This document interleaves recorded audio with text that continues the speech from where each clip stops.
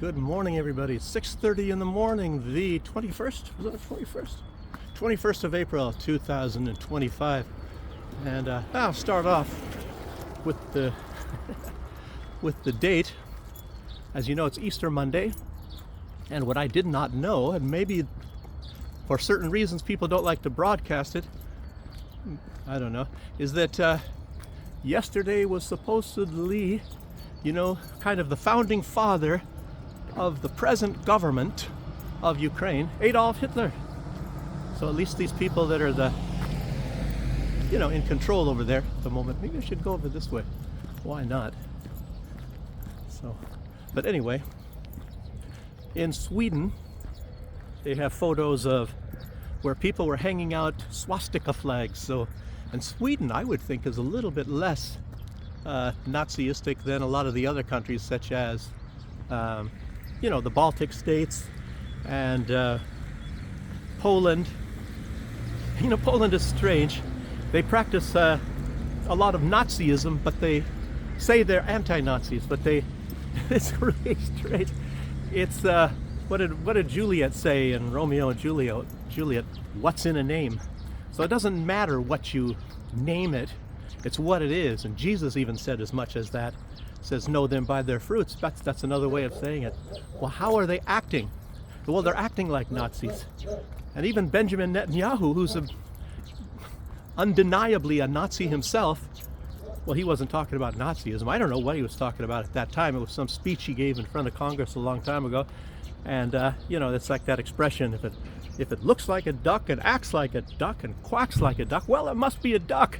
Well, Benjamin Netanyahu, listen to your own advice. If you want to massacre, ethnically cleanse people, that's a big, big, big pillar of Nazism. I'll tell you what, the smell of all these cherry blossoms, it's really nice. Okay. No, but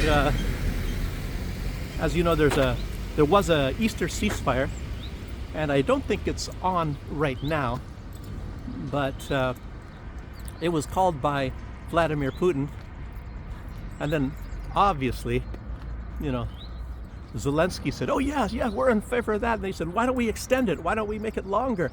But at the same time, I guess it was some hours after maybe half a day or something after that ceasefire, Ukraine had already violated it like 900 times, and they're even dropping cluster munitions in civilian areas, cluster munitions.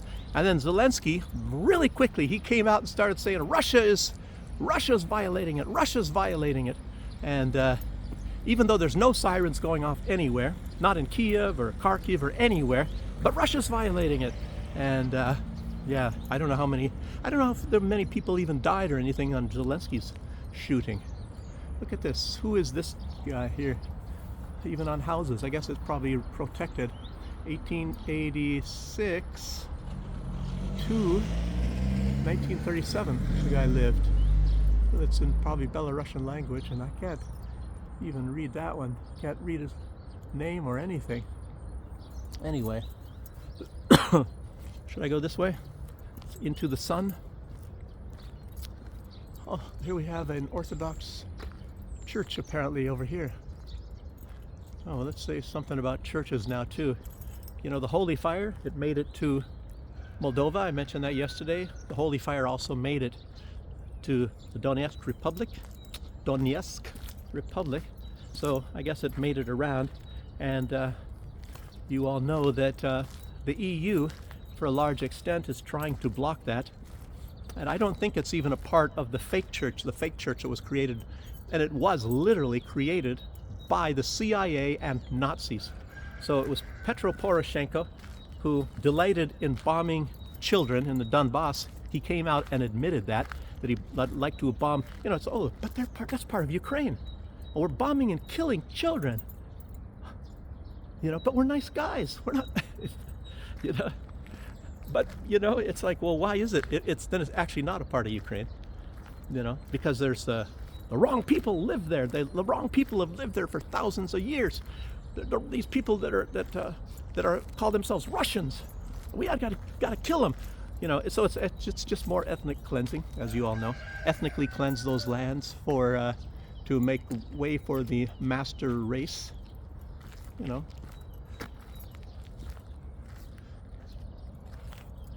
some girl will probably going, I don't know, going to class or work. Maybe it's like a little alleyway. Look at how they did this house, like a castle up here. I hope you guys don't mind. It's not all news I talk about, but you know, you can see how some of these old, you can't say Soviet. Some of these are pre-Soviet, you know, and it lets you know it's because the same sort of houses as you see in film footage, it's the same in Ukraine, and maybe it's the same in a lot of former Soviet republics. Maybe were the same. Maybe even in the Baltics. I don't know that much. I didn't get around so much in the Baltics. I probably should be quiet. Might be some dogs start to bark at me. Or a rooster maybe crowing at me. So, but no, it just lets you know that there's some sort of cultural similarities, obviously, and you would think that a lot of these, maybe even the style of those type houses, this is obviously a newer house, but that Ukraine would be trying to tear them all down because they're trying to destroy any kind of links whatsoever and deny that they have anything whatsoever to do with anybody or anything Russian. So, and it's, you know, the whole idea is to destroy everything that's anything like Russian. And of course that's the same in the Baltic states. It's like very nice. I wonder if somebody makes these. I don't know if it's, no, it doesn't look like it's metal. Anyway, interesting. Okay, I just thought I'd spin down this little alleyway here on a side street, very quiet area. Wow, that's very quiet right here. Except for that damn rooster over there. No, just kidding. Somebody's dog barking now. Probably heard me. Okay, let's keep going here. This early morning. Oh, I even have some numbers here. Kiev launched, it was on the first night of the ceasefire, the first night, 444 drone attacks on Russia. And, you know, I read earlier this morning, you know, that it was like 900 or something, and it, you know, over the period of time at least.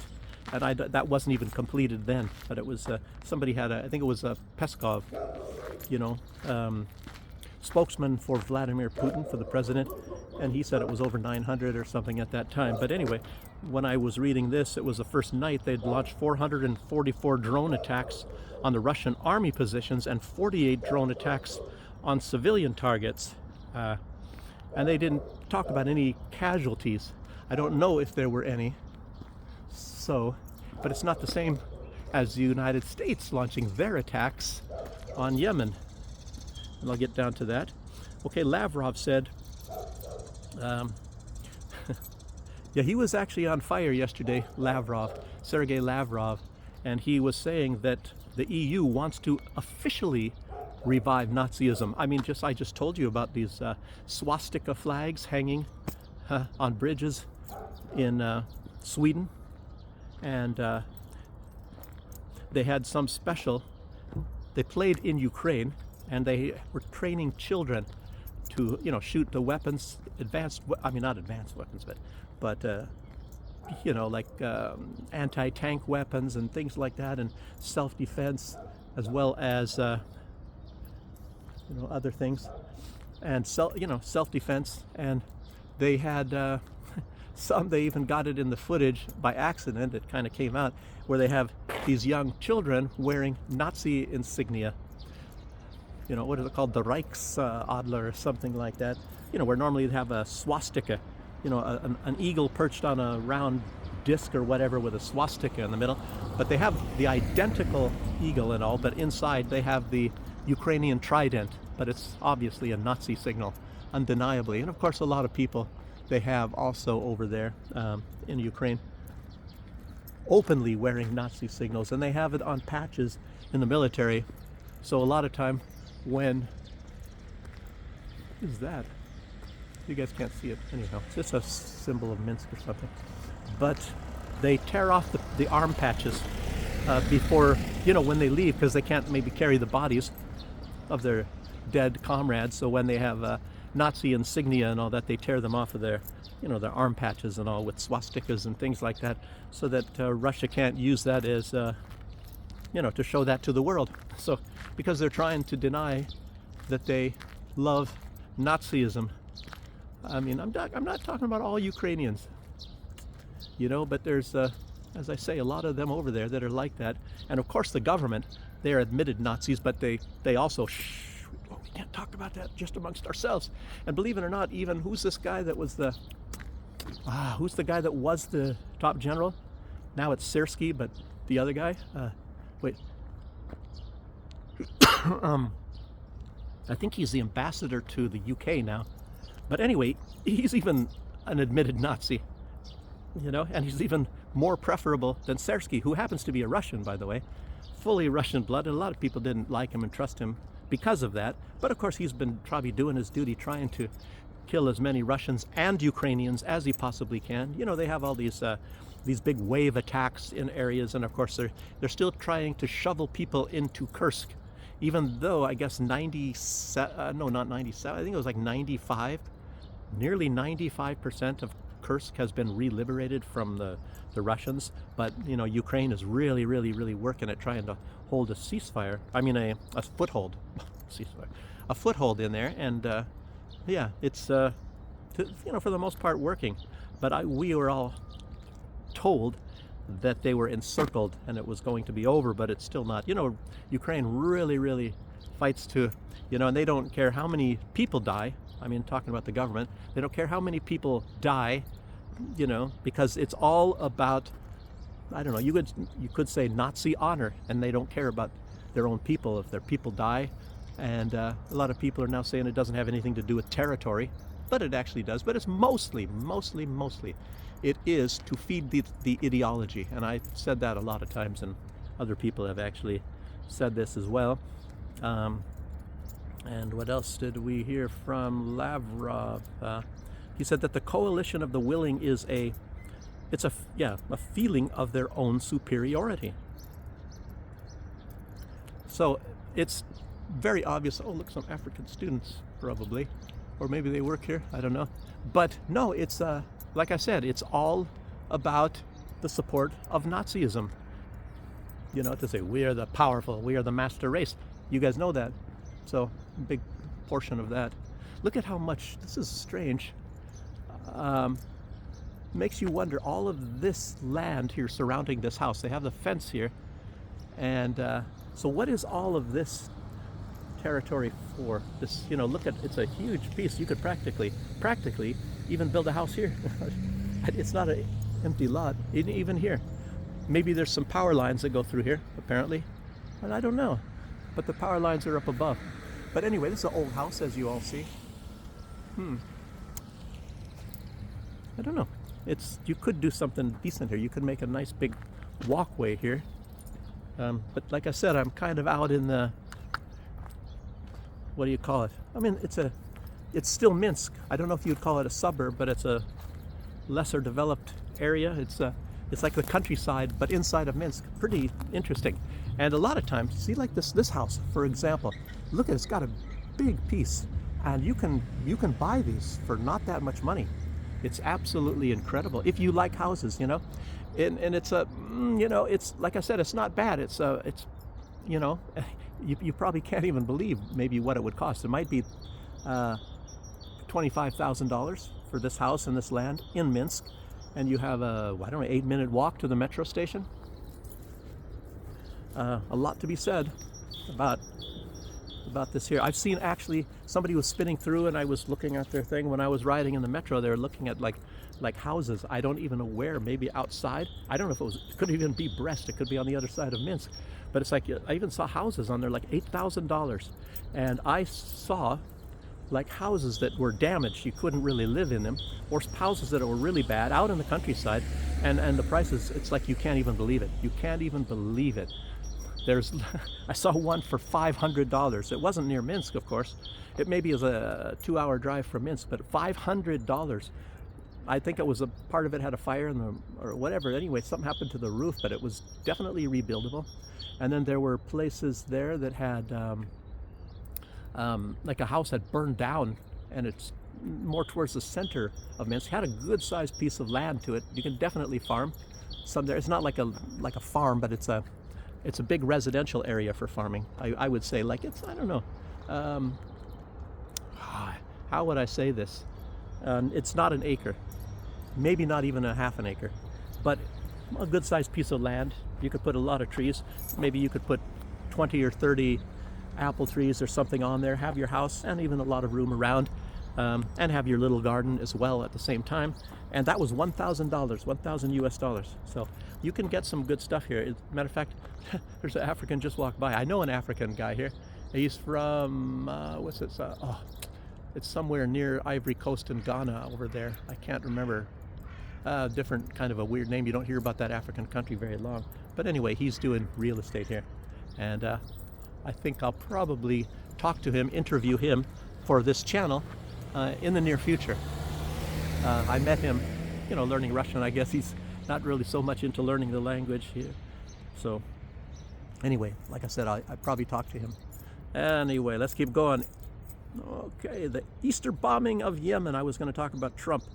Thus far, and that the one bombing, I think it was the yesterday bombing, or the one yesterday bombing, and so far it was 12 dead and 30 wounded. And I didn't hear afterwards. I thought I saw a report, and I guess it wasn't about that bombing. The one I saw was actually of a different bombing that happened days before that. I guess it was when Trump bombed the port. And well, I'll tell you about it now. I think I wrote it down here somewhere, but it was actually, it turned out to be like 150 wounded and 80 dead. So Trump killed 80 in that time. And it looks like the body count for Trump's, you know, bombing of Yemen, and most of them, of course, are civilians, not any military really.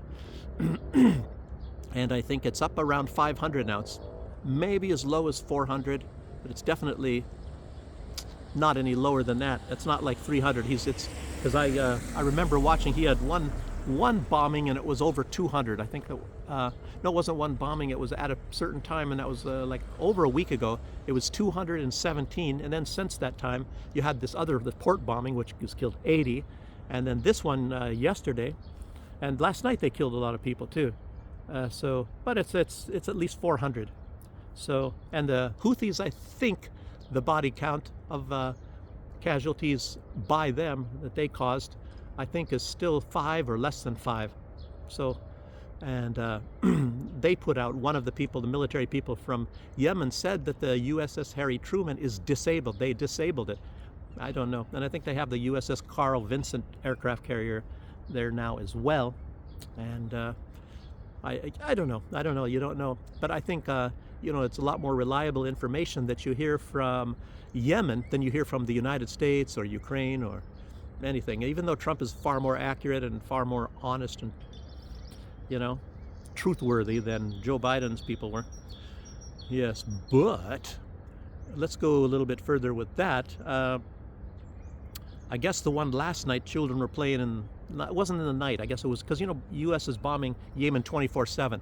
So I guess during the day yesterday, on Easter, the U.S. bombed Yemen, and there were children playing in the streets right where they were bombing. And I don't know if those were some of the children that were killed in that bombing or not. But, you know, so there's a lot of that going on too. So maybe I'll walk down this way. A lot of people coming from here. And as I had noticed already, there's like I've seen some Africans, so I don't know if there's a place that they're renting or whatever down this way, and you know, like it wouldn't be a student place. Maybe it's a place for that works in some of the factories around here, truck factory or whatever, and maybe they own the house and they have it for visiting people. These people might just be going to school, these Africans, learning how to build trucks and such. So okay, but yeah, that's kind of important. The HIMARS, also during Easter, during the ceasefire, and Maria Zakharova came out a couple times and she's talking about this. This, I guess, incensed her, is that they were shooting off HIMARS at civilian targets during the Easter ceasefire. You know, while Zelensky's saying that Russia is violating the ceasefire, it's actually Ukraine doing so. And you know that it's that it's Ukraine doing so. Like I said, there was no sirens anywhere in Ukraine of any bombings coming, anything like that. So, but how could Russia be violating it when they have every time they have something fired from Russia, they have sirens going off in the cities where the direction of the bomb is going, and there's none of that. None of that happened at all yesterday in Ukraine. So that's a clear sign that Zelensky is definitely lying. But he's an honest man. He's a very honest man. He told us that, so that must be true. If he said it, it must be true, because he's an honest man, and he said he's an honest man, so therefore he must be an honest man, so it must be true. Talk about your messed up logic. So, okay. All the other times that Zelensky's been doing some crazy crap. Here, you want a BMW? A pink BMW. Looks like it needs some work. Something happened with the axle or something in the back. Maybe in the front too. Actually, it looks like they've made it into some kind of a what do you call it? A lowrider race car, maybe, is what they were trying to do. Look at that. Don't go over any speed bumps with that thing. Okay. Okay, Easter bombing. I already went through a lot of that. Yeah, they didn't mention any dead, like I said, the Russians. So, okay, I already mentioned that part too. Oh, what's most important? The most important news I was going to put out today. And it's actually a long-term sort of a deal, and it's not like any real big major event with death and destruction and all sort of, what is it, gripping news or nothing. But it's actually long-term sort of a thing, and the person that put it out is a long-term thinker. And you guys, a lot of you have known about this. If you guys have heard of Peter Schiff, and if you remember, Peter Schiff, there was these videos going out, and they went really, really viral, millions of views, and they were being played for years afterwards, when Peter Schiff predicted almost step by step the entire steps of this financial crash in 2008. It was really, ironic, and people were laughing at him. Lots of them were laughing at him, and they said, "I'll bet you a penny."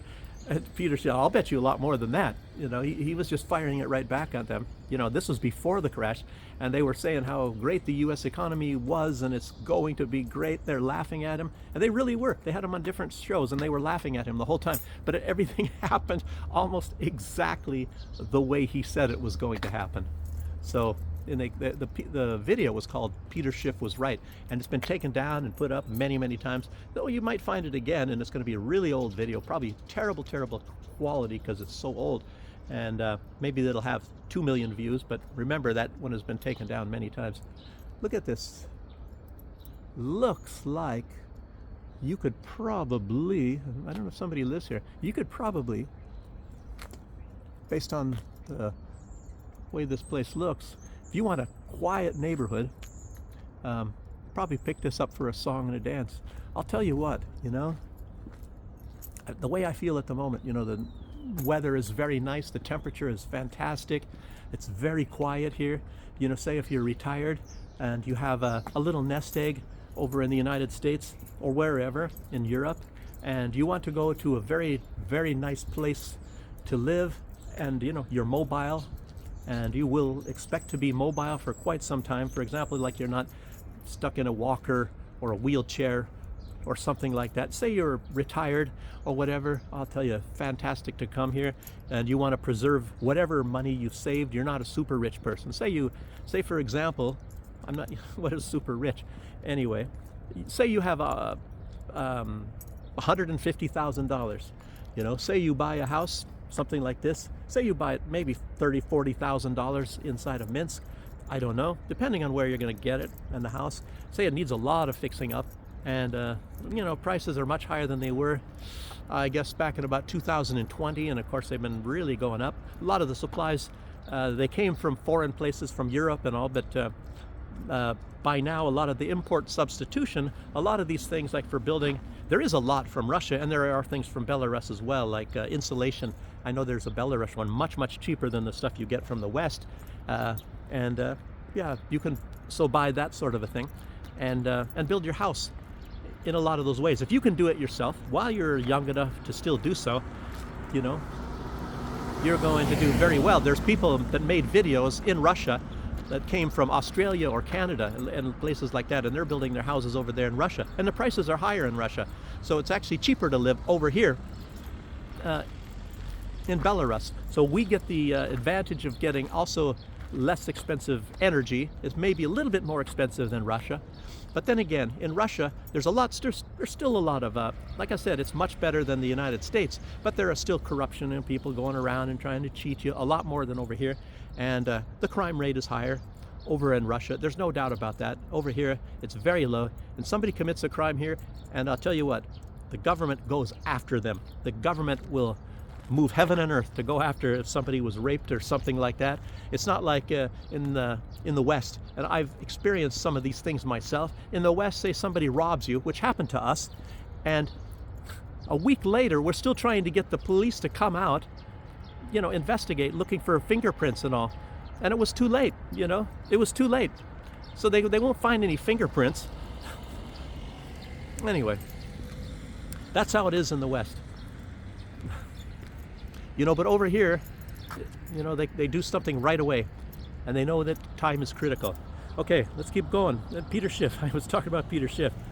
And you know, Donald Trump thinks that he has all the cards. He's saying he has all the cards, and maybe he's bluffing, but according to Peter Schiff, China has all the cards, and Russia doesn't. And if you see what's going on lately, China, for example, Boeing is actually doing very poorly, and now they're going to be doing much more poorly.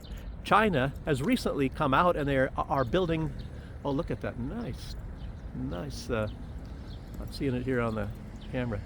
China has come out and they're building their own commercial aircraft. Russia is doing their own commercial aircraft. They don't need to buy from Airbus, from Europe. They don't need to buy from Boeing. And China has decided they're not buying any more from Boeing.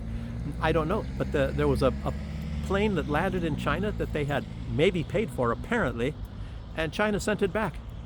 So they're not buying any planes, and China was a big buyer of planes from Boeing. So Boeing had big problems. I come from Seattle, so I know this. And so there's going to be a lot of layoffs. And China, I believe, was buying rice, believe it or not, from California, places like that. You know, even though the rice is a lower quality, it's like, what do you call the parboiled rice, and the Chinese rice is better. Japanese rice is even better too, you know. India has good rice. Well, anyway, I doubt very much that they're going to be buying those products anymore from California, a lot of this stuff. And apparently, even Peter Schiff said this too, they're going to be buying a lot more from South America. So, and the whole idea from Donald Trump for these tariffs is, you know, for everybody to get that. And Peter Schiff was talking about Donald Trump's little speech, and in Donald Trump's words, what did Donald Trump say? That everybody's coming to kiss his ass. That's were his words, to kiss his ass. All these other countries are coming to kiss his ass. And Peter Schiff was saying that Donald Trump is going to have to pretty soon go around and start kissing other people's ass to come and buy from the United States. I didn't write it down exactly the way Peter Schiff said it, but Peter Schiff knows what he's talking about.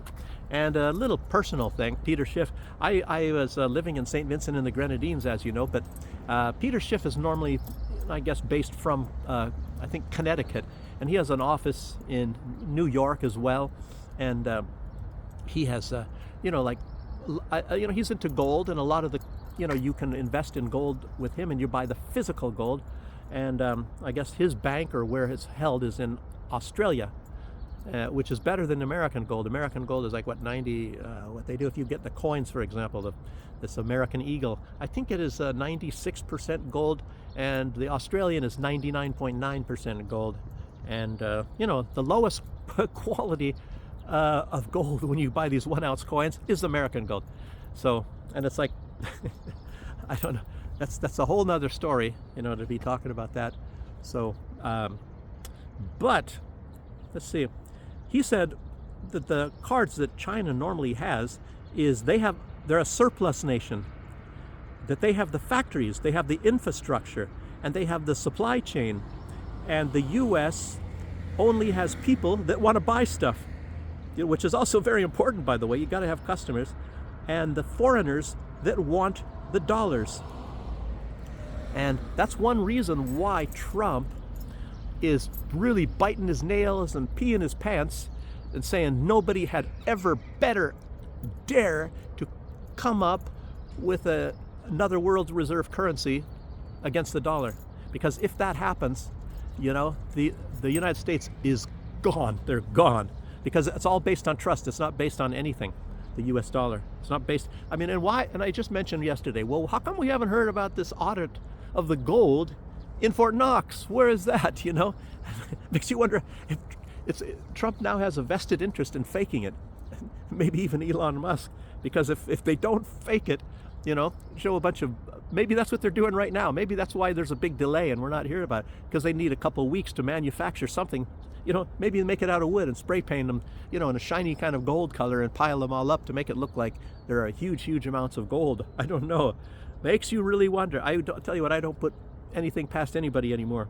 So, and one thing actually what the United States does, and a lot of people do want, they produce, is weapons, of course. And Ukraine is buying, but Ukraine doesn't have any money unless they get it from the U.S. They have promises. And that's the whole deal about Trump, you know, wanting these rare earth minerals. Trump's trying to you know, I mean, you know, you got to hand it to Trump in a large way. And, you know, like trying to force everybody to buy his, the natural gas, I mean, the liquid natural gas, things like that. But I guess, you know, he's trying to get some cards back. I guess that's what it's all about. But he's playing like what do you call it? Maybe Russian roulette, I guess you would say, with Russia and with China in different ways. So, I don't know. And it looks like he's kind of chosen maybe to side with Russia a little bit more. But I don't know. You know, it's still up in the air. We got to see. And I don't even know what's going to happen also with this trade war. Maybe Trump has some things up his sleeve. I don't know. Yes, but other countries are probably going to get rich. But I tell you what, I would not be messing with China. And China's even said that. Don't mess with us. And, you know, it's, you know, maybe you can, look, you know, Trump thinks that everything is so easy, you know, bulldoze over everything and just come out, hit them hard, hit them fast, and you hit them low, you know. I said that's from that movie. It's with Dean Martin and Jerry Lewis. I think it's called That's My Boy. And it was like, it's a movie about like like the children were switched at the hospital, they think, and Dean Martin is a young guy in college and he's a big football star.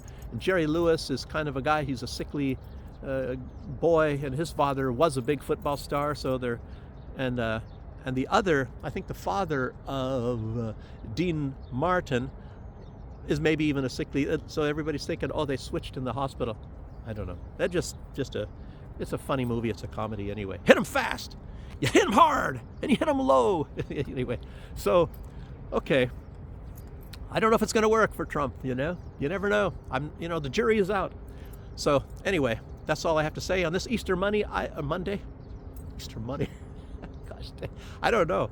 I'm not used to talking so fast and all that. So, but anyway, okay. I got school today. I don't know. And there's a lot of people going to work, so I don't know how many people are off. Maybe some people took an extra day. I don't know. Okay. Well, thanks for joining me, and I'll see you guys on the next one. So, bye-bye.